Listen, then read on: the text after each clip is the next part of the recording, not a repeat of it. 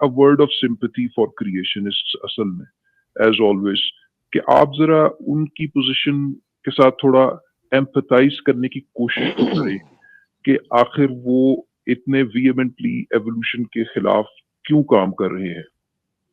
देखिए, खास तौर पर जब से उर्दू में कंटेंट क्रिएट होना शुरू हुआ है, और आई थिंक इसका क्रेडिट बहरहाल गालिब को जाता है, उसको बिल्कुल गालिब को एक्नॉलेज कर रही हैं कि जी बगैर उस गालिब से पहले उर्दू के अंदर एवोल्यूशन के ऊपर कंटेंट नहीं था।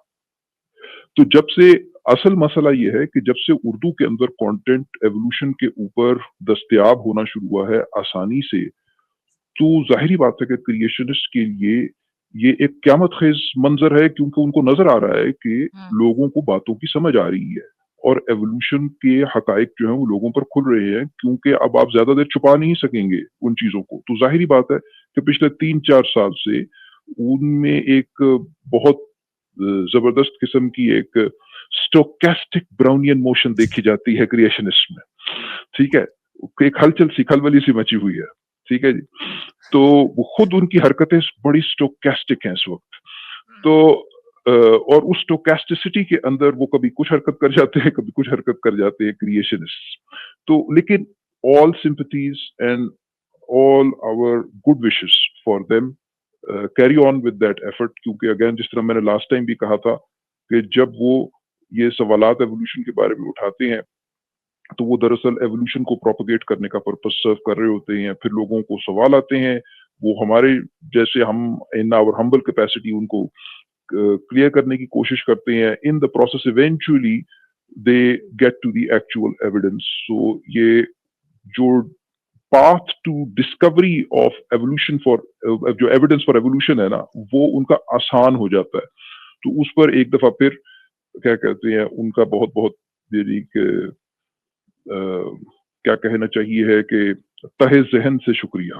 तहे दिल से मैं नहीं कर रहा, तहे ज़हन से शुक्रिया, ठीक है? क्योंकि दिल से शुक्रिया करने का मतलब ही कुछ नहीं है। तो अच्छा ख़ैर, तो एक बात याद रखें कि ये जो बात होती है कि जी सेंट्रल डॉगमा के अंदर जो direction of flow of information है फ्रॉम डीएनए सीक्वेंस, ट्रांसक्रिप्शन हो रही है उसकी इनटू आरएनए सीक्वेंस, फिर उसकी ट्रांसलेशन हो रही है into a sequence of amino acid जो कि प्रोटीन है, जो कि प्रोटीन फिर आपकी बॉडीली फंक्शंस भी अदा कर रही हैं और स्ट्रक्चरल रोल भी प्ले कर रही हैं और फंक्शनल रोल भी प्ले कर रही हैं। तो जब आप बात करते हैं कि जी सेंट्रल डॉगमा कोई जैसे कोई गलत साबित हो गया, ये तो डॉगमा है, आप क्या कहना क्या चाह रही होते हैं? आप ज़रा इसको इलैबोरेट करें और आर्टिकुलेट करें। आप क्या ये कहना चाह रही हैं कि ये जो स्टेप का जो प्रोसेस है कि जो प्रोटीन है, देखिए उसके एक एंड पर जो फ्लो है वो एक एंड पर डीएनए का सीक्वेंस है, फिर दरमियान में आरएनए है, फिर उसके बाद प्रोटीन है। आप कहना क्या चाह रहे होते हैं कि प्रोटीन से फिर आरएनए बनना शुरू हो जाता है और फिर आरएनए से डीएनए बनना शुरू हो जाता है? What do you mean actually कि उसकी डायरेक्शन जो है वो रिवर्स हो सकती है? सबसे पहली बात कि अगर किसी को मॉलिक्यूलर बायोलॉजी का 101 आता है, प्रोटीन से वापस डीएनए का sequence banana is a technical impossibility. You know why? Precisely because of evolution. ठीक है, वो इस वजह से it's a technical impossibility because the mapping is redundant.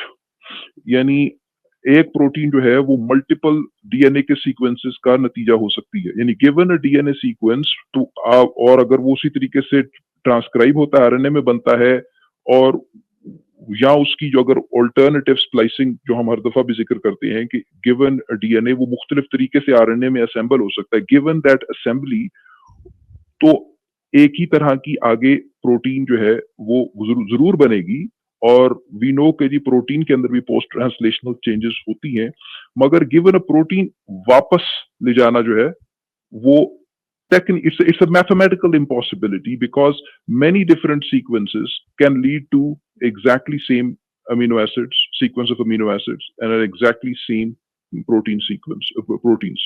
तो लिहाजा ये कोई नहीं कह रहा कि जी प्रोटीन से अचानक डीएनए होना शुरू हो जाता है। और वो लोग, गर्चे हम उनसे पूरी तरह से जो फ्रिंज है एवोल्यूशनरी बायोलॉजिस्ट के स्पेक्ट्रम में, गर्चे हम उनसे पूरी तरह से एग्री नहीं करते, मसला ये है उन लोगों के साथ, उन साइंटिस्ट के साथ कि वो ट्रैक्शन लेने के लिए और जिसको कहते हैं क्लिक बेट्स बनाने के लिए अपनी बातों में वो कंफ्यूजिंग इंफॉर्मेशन देते हैं। I will be very honest on that, I will be very blunt on that, चाहे जितना मर्जी बड़ा नाम हो।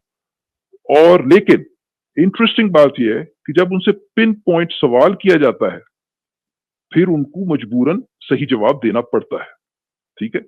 तो आपको डॉक्टर डेनिस नोबल के भी कुछ पॉडकास्ट मिलेंगे कि जब किसी एक वो जो बायोकेमिस्ट है एक, उसने जब सवाल किया कि जी आप ये सेंट्रल डॉगमा जो के बारे में बात करते हैं, तो इसमें क्या ये रिवर्स हो गया है? जब पिन पॉइंट सवाल किया गया, तो उनको भी क्लैरिफाई करना पड़ा कि नहीं, ये टेक्निकली पॉसिबल नहीं है क्योंकि प्रोटीन जो है उनसे वापस डीएनए नहीं बन सकता। ठीक है? तो एक तो पहली बात, ये कोई नहीं कह रहा कि प्रोटीन से वापस रिवर्स क्या कहते हैं डीएनए बनना शुरू हो गया है। ये जो मेन आपका पाथवे है, ये आपका मेन और फंडामेंटल प्रोटीन सिंथेसिस के अंदर इसका रोल जो है वो उससे उतना ही इम्पोर्टेंट है जितना कि पहले था। अब आगे सवालात उठते हैं। आगे सवालात उठते हैं कि जो जीन्स हैं वो उनकी जो ये लेवल ऑफ एक्सप्रेशन है, चूंकि ये जो सारी कॉन्सेप्ट है कि जीन एक्सप्रेस हो रही है, ये सारा कहाँ से आ रहा है? ये भी तो सेंट्रल डॉगमा से ही आ रहा है क्योंकि जीन्स अल्टीमेटली प्रोटीन्स में बनना है और प्रोटीन्स का बन जाना जीन से, इसी को जीन का एक्सप्रेशन कहा जाता है। अगर उस जीन से जिस प्रोटीन को वो कोड कर रही है, अगर वो प्रोटीन नहीं बनती तो आप कहते हैं जीन अपने आप को एक्सप्रेस नहीं कर रही, और अगर वो प्रोटीन बन रही है तो आप कहते हैं जीन अपने आप को एक्सप्रेस कर रही है। ये बाइनरी भी नहीं है, वो किस हद तक एक्सप्रेस कर रही है, कितनी प्रोटीन बन रही है, तो लेवल ऑफ एक्सप्रेशन है। तो जीन्स ने अपनी, यानी आप देखिए कि ये जो एपिजेनेटिक्स का जो कॉन्सेप्ट है, हम कितनी दफा एक्सप्लेन कर चुके हैं, और हम तो पिछले 4 साल से एपिजेनेटिक्स पे बात कर रहे हैं।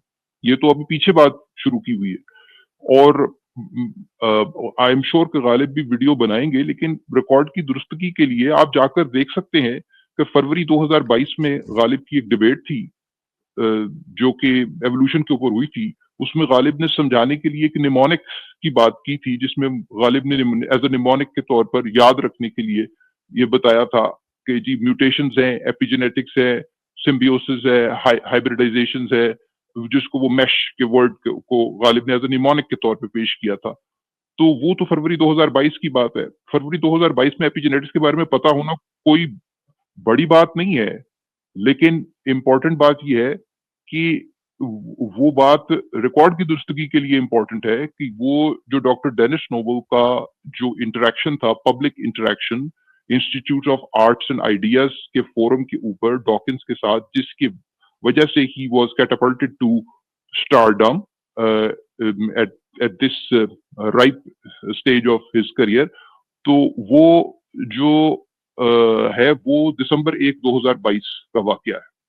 तो रिकॉर्ड की दुरुस्तगी के लिए एटलीस्ट गालिब के चैनल पर एपिजेनेटिक्स की बात उससे कई महीने पहले हो रही थी, लेकिन ये बातें बहुत पुरानी हैं। हम अपने उसके ऊपर चैनल पे कई दफा बात कर चुके हुए हैं। इंपॉर्टेंट बात यह है कि एपिजेनेटिक्स जो है वो जीन्स का एक तरीका है अपने एक्सप्रेशन को रेगुलेट करवाने का। इस बात को याद रखें कि एपिजेनेटिक्स जेनेटिक्स की ही एक्सटेंशन है। अगर जेनेटिक्स नहीं है तो आप किस चीज को रेगुलेट कर रहे हैं? अगर जीन्स नहीं है तो आप किस चीज को स्विच ऑन और स्विच ऑफ कर रहे हैं? आपने भी इसको एड्रेस किया। मैं अक्सर मिसाल देता हूं कि भाई आपकी छत पर पंखा नहीं लगा हुआ, दीवार पर लाइट नहीं लगी हुई, कोई लैंप नहीं लगा हुआ, तो स्विचेस आपको किस लिए चाहिए? अगर एक आपके स्विच बोर्ड के ऊपर एक ऐसा स्विच है जो किसी चीज के साथ कनेक्टेड नहीं है, उसकी कोई हैसियत नहीं है। सो एपिजेनेटिक्स की अगर कोई हैसियत है, अगर कोई इंपॉर्टेंस है, जो ये कहता है कि एपिजेनेटिक्स बड़ी इंपॉर्टेंट चीज है, याद रखें कि वो जेनेटिक्स की इंपॉर्टेंस को अंडरस्कोर कर रहा होता है। क्योंकि एपिजेनेटिक्स इंपॉर्टेंट इसी वजह से है क्योंकि वो मान रहा है कि जीन्स इंपॉर्टेंट है, जीन्स का एक्सप्रेशन इंपॉर्टेंट है। तो जो ये कहता है कि जी जीन्स सेंट्रल नहीं है और जीन्स इंपॉर्टेंट नहीं है क्योंकि एपिजेनेटिक्स की बात हो रही है, इसका मतलब उसे एपिजेनेटिक्स की भी समझ नहीं है, उसको जीन्स की भी समझ नहीं है। ये आप सेफली अस्यूम कर सकते हैं, क्योंकि अगर एपिजेनेटिक्स का कोई कहता है, मैं रिपीट कर रहा हूं कि वो बड़ा इंपॉर्टेंट बायोलॉजिकल मैकेनिज्म है, क्यों? उसकी इंपॉर्टेंस कहां से आ रही है? उसको ये इंपॉर्टेंस इस वजह से मिल रही है क्योंकि वो जीन्स को कंट्रोल कर रहा है। तो जीन्स को कंट्रोल करना इसका मतलब है इंपॉर्टेंट, इसका मतलब है जीन्स इंपॉर्टेंट है। तो बस चुप कर जाएं, फिर आगे बात खत्म हो गई। ठीक है, सही है। एक बात हो गई। दूसरी बात ये हो गई कि ये जो आपके रेट्रोवायरसेस हो गए, ट्रांसपोजेबल एलिमेंट्स हो गए, जो कि non coding part of DNA से अपने आप को कट पेस्ट करते हैं, इस बात को याद रखें कि जो उनके अंदर जो उनका जो डीएनए है, उन पोर्शंस का जो डीएनए है, वो एंजाइम्स और प्रोटीन्स बनाता है according to central dogma. Let this be very clear that जो ये डीएनए चेंज हो रहा है, और ये शायद मैंने पहले बात इस अंदाज में नहीं की जो मैं करने जा रहा हूं अभी, ठीक है।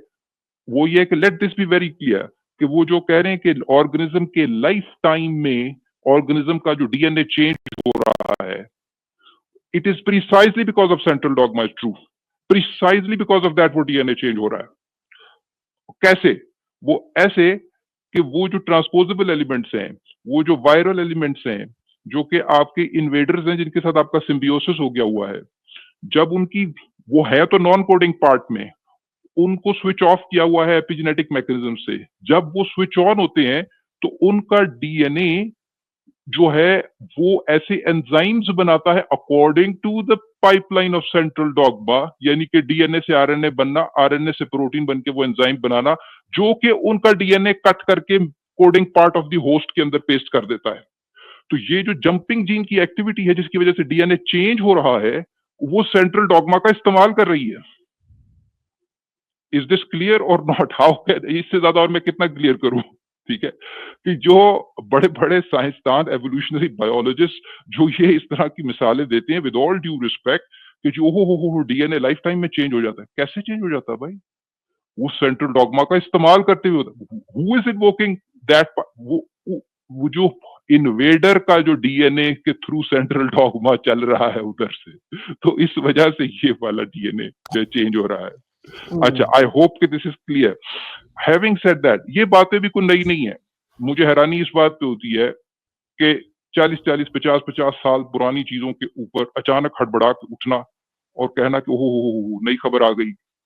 देखिए, हमने अपने चैनल पर बारबरा मैकलिंटॉक के काम को कितनी दफा रिव्यू किया है, और ये कि जी जंपिंग जीन एक्टिविटीज होती हैं और ट्रांसपोजेबल एलिमेंट्स जो है वो नॉन कोडिंग पार्ट से कोडिंग पार्ट में कट पेस्ट हो जाते हैं, ये बातें तो 60 और 70 की दिहाई में एविडेंस आना शुरू हो गया था। हाँ, वो चूंकि एक नई बात थी उस वक्त, तो बारबरा मैकलिंटॉक को ऑपोजिशन का सामना करना पड़ा उस वक्त, मगर 1983 तक तो वो हमारे पास एविडेंस है कि ये एक्नॉलेज हो गया था, क्योंकि 1983 में तो उन्हें नोबेल प्राइज मिल गया था। अगर ना कम्युनिटी ने एक्नॉलेज किया होता इस बात को, तो उनको नोबेल प्राइज किस मतलब ऐसे दे दिया था 1983 में। तो ये 1983 के जमाने तक एटलीस्ट हमारे पास एविडेंस मौजूद है कि ये बातें वेल एस्टेब्लिश्ड और एक्नॉलेज हैं। और आप ये कहें कि जी भाई ओहो ये बातें तो लोगों को पढ़ाई नहीं जा रही, वो किसने क्या पढ़ाई नहीं जा रही? आपने कौन सी क्या कहते हैं ग्रेजुएट लेवल की, अंडर ग्रेजुएट लेवल की कोई टेक्स्ट बुक देखी है? आप उठा के देख लें, क्या कहते हैं अंडर ग्रेड की किताबें पिछले 10-20 साल में जो छपी हैं, स्टैंडर्ड जो आपकी किताबें हैं, लाइक कैम्बेल जो 101 बायोलॉजी की, बड़ी बेसिक लेवल की, यूनिवर्सिटी में एंटर हो रहे हैं तो बायोलॉजी का फर्स्ट कोर्स लेंगे, उसमें एपिजेनेटिक्स का जिक्र है, उसमें एपिजेनेटिक इनहेरिटेंस का जिक्र है, उसमें क्या कहते हैं आपकी क्या नाम है जो ये अल्टरनेटिव स्प्लाइसिंग का जिक्र है। जाहिरी बात है लेवल ऑफ डिटेल उतना नहीं है जो कि आप किसी ग्रेजुएट लेवल के कोर्स में लेंगे, या अगर आप एक्चुअली रिसर्च कर रहे हो उस एरिया में, उस लेवल का नहीं है, लेकिन इंट्रोड्यूस किया हुआ। तो ये जो पुराने जो एवोल्यूशनरी बायोलॉजिस्ट कुछ जो हैं जो कह रहे हैं कि ओह ये किताबें और सब कुछ अपडेट होना चाहिए, असल मसला ये है कि को जो उनका इम्प्रेशन है वो उस वक्त का है जब उन्होंने अंडरग्रेड की थी। इस वजह क्योंकि उन्होंने तो ये बातें यूनिवर्सिटी में क्लासों में पढ़ी नहीं है। उन्होंने तो ये बातें बाद में कॉन्फ्रेंसेस में जाकर ऑन द गो एक्वायर की हैं, जो कि बड़ी अच्छी बात है। लाइफ लॉन्ग आपको लर्निंग करते रहना चाहिए, पेपर्स पढ़ते रहना चाहिए। लेकिन चूंकि उन्होंने ये बातें पेपर्स के थ्रू एक्वायर की हैं, उनको ये पता ही नहीं है पिछले 20 साल में अगर किसी बच्चे ने अंडरग्रेड किया था, तो उसने ये चीजें पढ़ी थी कि नहीं पढ़ी थी। बहुत सारी चीजें आज से 40-50 साल पहले जो लोग पीएचडी लेवल पर एनकाउंटर करते थे, वक्त के साथ-साथ वो चीजें आपके अंडरग्रेड लेवल पर उससे भी निचले लेवल पर आ जाती हैं। ऑब्वियस सी बात है कि न्यूटन के ज़माने में न्यूटन के लॉज़ जो हैं वो तो नहीं पढ़ाए जा रहे थे, लेकिन आजकल के ज़माने में न्यूटन के लॉज़ जो हैं, वो चौथी 5वीं के बच्चे को पढ़ा दिए जाते हैं। वक़्त का तरीका यही है। तो ऐसा ही है, ऐसा हो रहा है, तो लिहाज़ा इसको ओवर रिएक्ट नहीं करना चाहिए। सेंट्रल डॉगमा अपनी जो अपने डायरेक्शन ऑफ फ्लो और पाइपलाइन में वो बिल्कुल सिक्योर है। अगर लाइफ टाइम में डीएनए में चेंजेज़ आ रही हैं, तो वो वायरल डीएनए के सेंट्रल डॉगमा को इन्वोक करने से ही आ रही है। ठीक है? इसको इसको लिख लेना चाहिए किसी जगह पर, और ताकि ये बड़े-बड़े आपके जो साइंसदान हैं, विद ऑल ड्यू रिस्पेक्ट, मेरा मसला उनके साथ ये है कि चूंकि उन्होंने बड़े-बड़े साइंसदान, आप राजा की बात कर रहे हैं? नहीं हाजी भाई नहीं, मैं एक्चुअल बड़े-बड़े जो कि पीयर रिव्यूड पेपर्स पब्लिश कर रहे हैं, या उनकी एब्सोल्युटली। उम्रें बहुत ज़्यादा हैं, हम उनकी रिस्पेक्ट करते हैं। प्रॉब्लम ये है कि आपने अगर मार नहीं खाई हुई ना किसी सब्जेक्ट के अंदर, रिगर नहीं है, आपने किया वो रिगर नहीं है, अगर आपने सरफेस लेवल पे बहुत सारे पेपर्स पढ़ के, एब्स्ट्रैक्ट पढ़ के पिछले 20 साल में एब्ज़ॉर्ब किया नॉलेज, बहुत अच्छी बात है, बहुत अच्छी। लेकिन अगर आपने मार खा के वो चीज़ें नहीं समझी हुई, पढ़ी हुई, आपको फाइनल डिटेल्स नहीं रजिस्टर हो सकती, no matter how senior you are. How problem, senior you are, no matter absolutely. How senior you are. यानी ये चीज़ समझना कि जो लाइफ टाइम में डीएनए में चेंजेस आ रही हैं, तो इससे सेंट्रल डॉगमा चैलेंज हो रहा है, या सेंट्रल डॉगमा इन्वोक हो रहा है through the viral part of the DNA. मैं क्या कहूं इसको, ये नुआंस्ड इंटरप्रिटेशन होनी चाहिए ना। अगर आप बहुत सीनियर हैं एवोल्यूशनरी बायो, हमारी तो कोई हैसियत नहीं है भाई, हम तो बस अपना एक व्यू पॉइंट आपके सामने पेश करें, अगर बात जचे तो जचे, नहीं तो फेंक दें हमारी बात। ठीक है, इसमें क्या बात है। कहने का मतलब यह है कि लेकिन it's as simple as that when you have this nuanced lens of looking at things. तो बाकी ये कि वो एपिजेनेटिक्स की बात मैंने पहले कर दी कि वो कोई बगैर जेनेटिक्स की इंपॉर्टेंस को एक्नॉलेज की बगैर तो आप उसको एक्नॉलेज नहीं कर सकते। लाइफ टाइम में जो चेंजेस हो रही हैं, वो आपका सेंट्रल डॉगमा कम वक्त इन्वोक हो रहा है। तो अब मैं क्या करूं? मैं तो केविन लालो को एड्रेस कर रहा हूँ इस वक्त। अगर वो अपना जाहिर बात है कि वो करे ना, ट्रांसक्राइब करे, उर्दू की स्ट्रीम्स को ट्रांसलेट करे इनटू अंग्रेजी। मैं ये वैसे कह रहा हूँ कि जी, ये जो हमारे बड़े-बड़े जो जय्यद उलमा हैं, जिनमें केविन लाला है, टोबियस है, आपके वो फेल्डमैन है, जिनकी तरफ से प्रो ईवो डिवो बात होती है और एंटी जीन सेंट्रल बात होती है, वो इन बातों पे गौर करें। लेकिन मोमो जो आपने वो शेयर किया जो नेचर के अंदर रे का जो आर्टिकल है, आई थिंक उसने काफी हद तक डिस्कशन को क्लोज कर दिया। उसने ये जो ईवो डिवो और एंटी जीन सेंट्रिक जो बातें हैं, उसको उसने बड़ी हद तक कन्विंसिंगली क्लोज कर दिया डिस्कशन को। हाँ, उसने ये कहा कि भाई ये सारी बातें एम्ब्रेस हो चुकी हैं मुख्तलिफ चीजों के ऊपर, आज आप उनको नए नाम देकर रीब्रांड करके रीसेल करने की कोशिश कर रहे हैं। तो ऑब्वियसली जो रीब्रांड करने की कोशिश कर रहा है उसका भी वेस्टेड इंटरेस्ट है, because they have to demonstrate that they're doing something different, they are bringing something novel on the table. Of course they have to do this. मगर ये कि उसने बहुत ही बैलेंस्ड आर्टिकल लिखा है, तो वो मोमो शेयर करेंगी। मैं जरूर शेयर करूंगी, इसमें डिस्क्रिप्शन में डालूंगी ये जो जब बात कर रहे हैं सब्सटेंशिया आर्टिकल का कि जो डिबेट है विद इन एवोल्यूशन, उधर फ्रिंज आइडियाज क्या हैं और मेन जो सपोर्टेड आइडियाज वो क्या हैं। Is there a crisis in evolution? Overwhelmingly people say no, और ये आर्टिकल आपको पढ़ने से पता चलेगा क्यों। हाँ जी, हैविंग सेड दैट, हम इस वजह से वो नहीं मान रहे कि मेजॉरिटी कह रही है। We are saying this because we are absorbing and assimilating the actual evidence. Yes, okay, exactly. ये हम Yes, इस sir. वजह हम इस वजह से नहीं कह रहे कि जी 98% या 99% नहीं, नहीं, बायोलॉजिस्ट ये बात कर रहे हैं। नहीं। हाँ, आप ये सोचें कि वो 98% और 99% बायोलॉजिस्ट ये क्यों बात कर रहे हैं, तो आपको पता लगेगा वो इस वजह से मजबूरन बात कर रहे हैं क्योंकि वो भी एसिमिलेट कर रहे हैं एविडेंस को।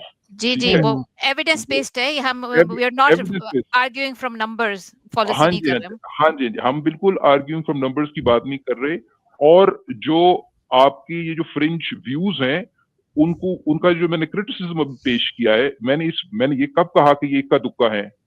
मैंने उनकी इंटरप्रिटेशन में मेरी हम्बल हैसियत में जो गलती है उसको पॉइंट आउट किया है। ठीक है? मैंने ये नहीं कहा कि वो 2% या 1% में इस वजह से वो गलत है। मैंने इस वजह से बताया है क्योंकि ये इंटरप्रिटेशन में गलती हो रही है कि वो एपिजेनेटिक्स को इम्पोर्टेंट कह के जीन्स को समझ रहे हैं अनइम्पोर्टेंट है। अनफॉर्चुनेटली मुझे लगता है कि उन्हें एपिजेनेटिक्स की अंडरस्टैंडिंग नहीं है। भाई एपिजेनेटिक्स का एक मेजर मैकेनिज्म क्या है? आप इस बात को समझे। एपिजेनेटिक्स का एक मेजर मैकेनिज्म ये है कि जो आपका डीएनए का जो सीक्वेंस है, अगर आप समझें कि आपकी डीएनए की ये जो आपके न्यूक्लियोटाइड बेसिस हैं, ये हमने क्लियरली इनके आपको स्ट्रक्चर्स दिखाए हुए हैं कि इनमें से 2 जो हैं उनमें 1 कार्बन रिंग होता है और 2 जो है उनमें 2 कार्बन रिंग्स होते हैं।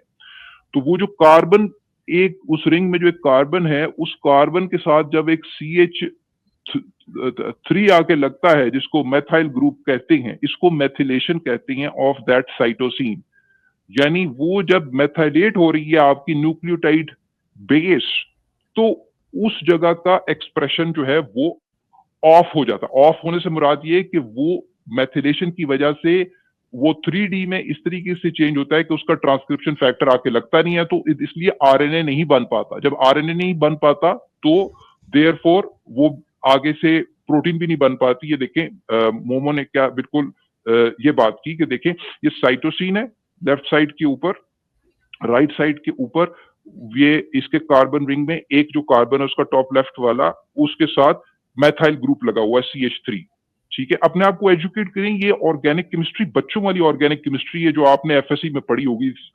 इस लेवल की तो आई थिंक आपको मतलब अगर नहीं है तो उसको पढ़ें। कोई इतनी बड़ी कोई यानी कि गंभीर गेम नहीं है ये। इंपॉर्टेंट बात क्या है, जब आप ये मैटर ऑफ नॉमेनक्लेचर है, अगर आप गौर से देखें, अगर आप ये कहते हैं कि ये जो मेथाइलेशन की जो चेंज है इसकी वजह से, और ये डीएनए मेथाइल की का साइटोसाइन जो है ना वो क्या कहते हैं मेथाइलेट हो रहा है, खास तौर पर ये वो जगह जहां पर साइटोसिन और ग्वानिन नेबरिंग होते हैं, जब वो होती हैं मेथिलेट, तो तब वो उसकी एक्सप्रेशन के ऊपर कमी आने लगती है उस जगह को। इनको CPG आइलैंड्स कहते हैं जहां पर C और G एक दूसरे के नेबर होते हैं। खैर, ये एक मैकेनिज्म है। आपको सवाल करना चाहिए कि क्या ये नॉमेनक्लेचर है कि मैं ऐसा क्यों नहीं कर देता कि जो मेथिलेटेड साइटोसिन है उसको मैं कहूं कि वो 5वां आपका बेस, एक 5वां बेस है। मतलब it's just a matter of convenience, and then you would say you know what, this is a change in DNA. आप कहते हैं मेथिलेशन जो है वो सिर्फ C के ऊपर आकर एक मेथाइल ग्रुप लग गया है, डीएनए सीक्वेंस नहीं चेंज हुआ, लेकिन देखो बगैर डीएनए के सीक्वेंस के ना चेंज के एक्सप्रेशन वेरी होना शुरू हो गया है, तो देखो बगैर डीएनए के चेंज के तब्दीलियां आ सकती हैं। वेल, डीएनए के अंदर एक मेजर चेंज हुआ है, उसकी जो बहुत सारे सीज हैं उनके साथ मेथाइल ग्रुप आके लगा है, उसको आप एपिजेनेटिक कह रहे हैं। तो जरा गौर करें, बीच में कूदेंगे तो आपको पता लगेगा भाई एपिजेनेटिक्स के अंदर भी डीएनए में तब्दीली हो रही है। हाँ, टेक्स्ट बुक डेफिनेशंस पे जाएंगे तो कहेंगे कि epigenetic modifications are the changes in genetic expression without changes in the underlying DNA sequence. But do you really think when a cytosine is being methylated and that cytosine is sitting in the middle of the DNA, do you really think that the DNA sequence is not changing? जरा गौर करें इस बात पर। ये तो एक तरीका है। बहरहाल हिस्टोन मॉडिफिकेशंस भी हैं, उस पर हम फिर कभी बात करेंगे। खैर, मेरा पॉइंट ये है कि जब तक लोगों का एक मल्टी डिसिप्लिनरी किस्म की बैकग्राउंड नहीं होगी और मोलेकुलर बायोलॉजी के अंदर इन डेप्थ बैकग्राउंड नहीं होगी, आपको किसी भी साइड का आदमी जो है वो चूना लगा सकता है, ठीक है? इस बात को याद रखिए। और मैं तो एक बिल्कुल हम लोग तो बिल्कुल ऑर्डिनरी स्टूडेंट्स हैं इस फील्ड के, और हमें ये बातें पता लग रही हैं कि कौन किसको चूना लगा रहा है। आपको बड़े से बड़ा साइंटिस्ट अपना एजेंडा परस्यू करने के लिए भी चूना लगा सकता है, और छोटे से छोटा क्वैक भी लगा सकता है, ठीक है जी? तो आपको आंखें अपनी खुली रखनी है। खैर, मेरे ख्याल से ये जो रे एट अल का जो आर्टिकल है वो बहुत ही इंस्ट्रक्टिव है, और उसने इनवाइट किया है इन सारे लोगों को कि जी हाँ जी, ये जो इंटेग्रेटिव एंगल है कि जी आपकी दूसरे फैक्टर्स भी, डेवलपमेंटल फैक्टर्स इन्फ्लुएंस कर रहे हैं, और ऑर्गेनिज्म का फीडबैक है। और इसमें कितनी हैरानी की बात है कि भाई अगर जेनेटिक चेंज की वजह से ऑर्गेनिजम्स में तब्दीली आ रही है, और ऑर्गेनिज्म के बिहेवियर में तब्दीली आ रही है, और देयरफॉर उस बिहेवियर के जरिए वो अपनी एनवायरनमेंट को चेंज कर रहे हैं, और उसकी वजह से नेक्स्ट जनरेशन के लिए फिटनेस लैंडस्केप चेंज कर रहा है, तो जाहिर बात है कि एवोल्यूशन की डायरेक्शन थोड़ी सी तब्दील हो जाएगी। इसमें कोई अजीब बात नहीं है। तो इसको ये भी कहना कि जी ऑर्गेनिजम्स की बिहेवियर की वजह से जो एवोल्यूशन की ट्रेजेक्टरी में चेंजेस आती हैं, इसमें कोई मिस्ट्री नहीं है। इसको किसी एजेंसी या किसी गैर मरई फोर्स के साथ एसोसिएट करना, या इस तरह के अल्फाज इस्तेमाल करना कि जैसे ये कोई एजेंसी है, ये मिसलीडिंग है। ये मिसलीडिंग है। एवोल्यूशन के फ्रेमवर्क में ऑर्गेनिजम्स में ऐसी आउटकम्स आना जो कि उनको अपनी रिसोर्सेस, चाहे वो फूड रिसोर्स हो, चाहे वो मेट की रिसोर्स हो, सेक्सुअल पार्टनर्स को के साथ मैच करने की रिसोर्स को फाइंड करने के लिए उनको, अगर जिस तरह मैं हमेशा कहता हूँ, क्या सेक्सुअल सिलेक्शन, क्या काफिरों ने नहीं देखा कि सेक्सुअल सिलेक्शन जो है एक ऑटोमेटिकली डायरेक्शन, क्या कहते हैं, यानी कुफार का मतलब यही होता है ना, जो एक किस्म का इनकार, डिनाई कर रहा है। तो जो एवोल्यूशन के जो कुफार हैं, जो एवोल्यूशन के काफिरों, क्या एवोल्यूशन के काफिरों ने नहीं क्या इर्तिका के कुफार ने नहीं देखा कि सेक्सुअल सिलेक्शन जो है वो जाहिर सी बात है कि डायरेक्शन देगी एवोल्यूशन को। There is nothing mysterious about it, ठीक है? तो इसके पीछे कोई यानी खास किस्म की मिस्ट्री नहीं है। और काफिरों, तुम क्या जानो कि मिस्ट्री क्या होती है, ठीक है? सही।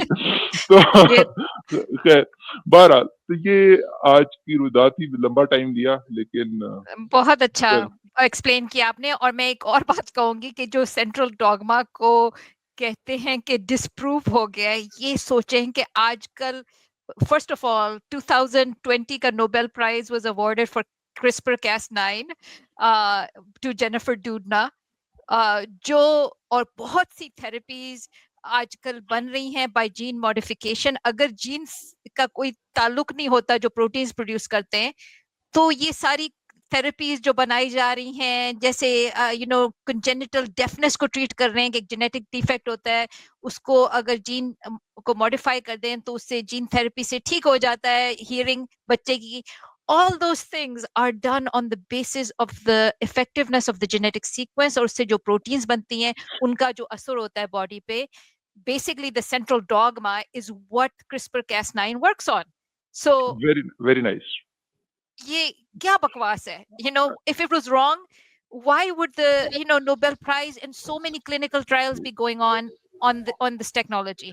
यहाँ पे ये बात आप बनती है, कौन लोग हो ये? कौन लोग हैं ये? लोग हो?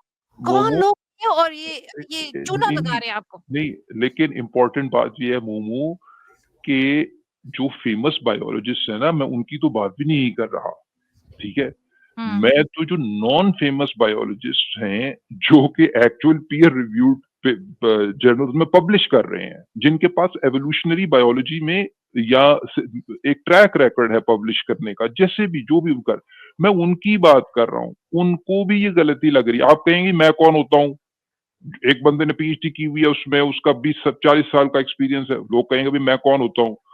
ठीक कहेंगे, बिल्कुल सही बात। हम लोग कौन होते हैं उनकी बात को ऊपर आर्ग्यू, लेकिन हम अपना पॉइंट सामने रख रहे हैं कि लॉजिकली इनकोहेरेंट है उनकी बात। जब वो जिस तरह अभी मोमो ने क्रिस्पर की एग्जांपल देके कहा, जब कोई आदमी ये कहेगा कि लाइफ टाइम में डीएनए चेंज कर सकता है, why is that person making this statement? Why does it matter? Why does it matter? Because he believes in the central dogma. Because उसको पता है कि जब डीएनए चेंज हो जाएगा तो उसकी वजह से डिफरेंट प्रोटीन्स बनना शुरू हो जाएगी। इस वजह उसको लग रहा है कि ये बात बड़ी इंपॉर्टेंट है कि लाइफ टाइम में डीएनए चेंज हो जाना बड़ी इंपॉर्टेंट बात, इसी वजह से वो स्ट्रेस कर रहा है। वो जब डीएनए लाइफ टाइम में चेंज हो रहा है किसी जंपिंग एक्टिविटी की वजह से, किसी इन्वेडर का डीएनए कट होके पेस्ट हो रहा है आपके कोडिंग पार्ट में, वो why is it consequential? It's consequential precisely because of the central dogma. यानी दोनों चीजें हैं। वो कट पेस्ट क्यों हो रहा है? वो कट पेस्ट सेंट्रल डॉगमा के सही होने की वजह से इन्वेडर के डीएनए का की पाइपलाइन सेंट्रल डॉगमा की फॉलो हो रही है। जब वो कट होकर पेस्ट हो रहा है आपके कोडिंग पार्ट में, व्हाई इज इट इंपॉर्टेंट? क्योंकि भाई आगे से सेंट्रल डॉगमा ने काम करना है। इसलिए है ना। तो जब आप ये बात कर रहे होते हैं कि डीएनए चेंज हो सकता है लाइफ टाइम में, आप अंडरमाइन नहीं कर रहे होते जीन सेंट्रिक बात को, आप दरअसल अंडरस्कोर कर रहे होते हैं जीन सेंट्रिक पर्सपेक्टिव को। आप बात ही इस वजह से कर रहे हैं। ये उन लोगों की तरफ है जो ऐसे ही मजाक में बात कर देते हैं, और ये हमारे और बड़े बड़े साइंटिस्ट करते हैं जो कि क्वालिफाइड और प्रेस्टिजियस एवोल्यूशनरी बायोलॉजिस्ट हैं। वो बहरहाल लग रहा है कि वो अपने इंटरप्रिटेशन में उजरत से काम ले रहे हैं, गलती नहीं तो जल्दी कर रहे हैं इंटरप्रेट करने में। जल्दी ना करें, जल्दी का काम शैतान का काम है।